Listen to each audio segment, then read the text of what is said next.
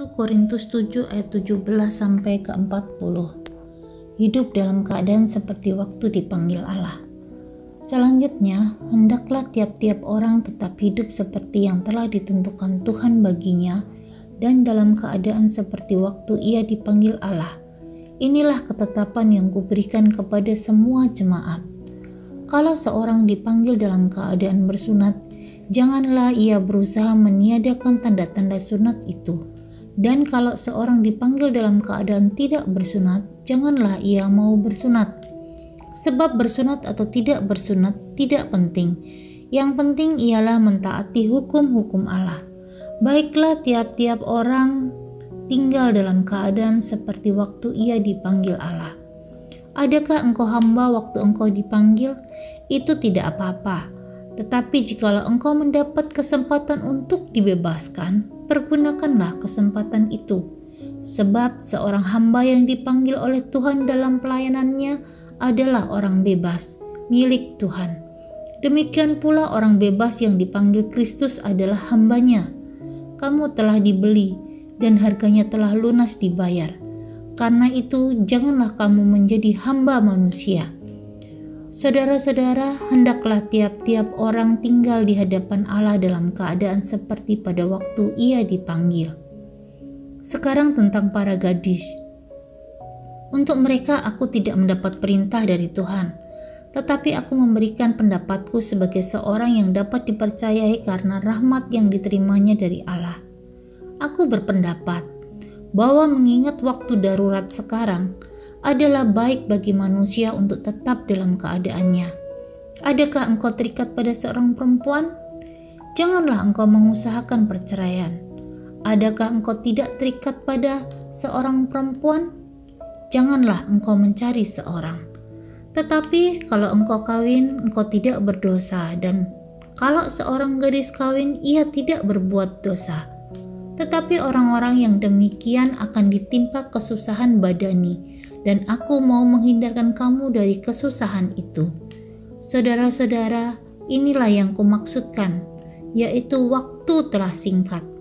Karena itu dalam waktu yang masih sisa ini, orang-orang yang beristri harus berlaku seolah-olah mereka tidak beristri, dan orang-orang yang menangis seolah-olah tidak menangis, dan orang-orang yang bergembira seolah-olah tidak bergembira, dan orang-orang yang membeli seolah-olah tidak memiliki apa yang mereka beli. Pendeknya, orang-orang yang mempergunakan barang-barang duniawi seolah-olah sama sekali tidak mempergunakannya. Sebab dunia seperti yang kita kenal sekarang akan berlalu. Aku ingin supaya kamu hidup tanpa kekhawatiran. Orang yang tidak beristri memusatkan perhatiannya pada perkara Tuhan. Bagaimana Tuhan berkenan kepadanya? Orang yang beristri memusatkan perhatiannya pada perkara duniawi.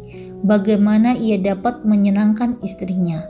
Dan dengan demikian perhatiannya terbagi-bagi. Perempuan yang tidak bersuami dan anak-anak gadis memusatkan perhatian mereka pada perkara Tuhan, supaya tubuh dan jiwa mereka kudus.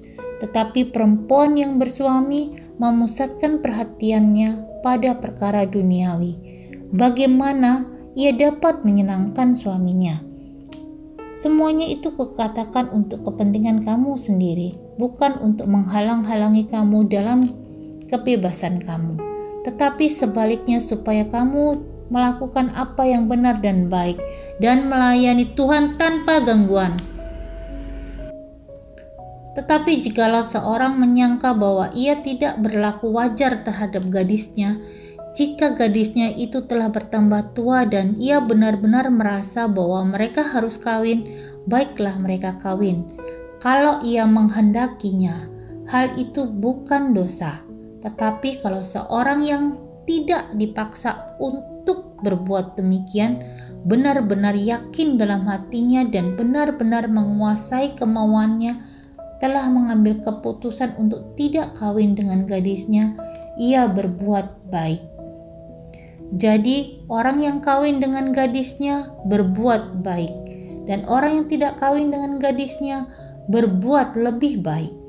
istri terikat kepada suaminya hidup. Kalau suaminya telah meninggal, ia bebas untuk kawin dengan siapa saja yang dikehendakinya, asal orang itu adalah orang yang percaya. Tetapi menurut pendapatku, ia lebih berbahagia kalau ia tetap tinggal dalam keadaannya, dan aku berpendapat bahwa aku juga mempunyai Roh Allah.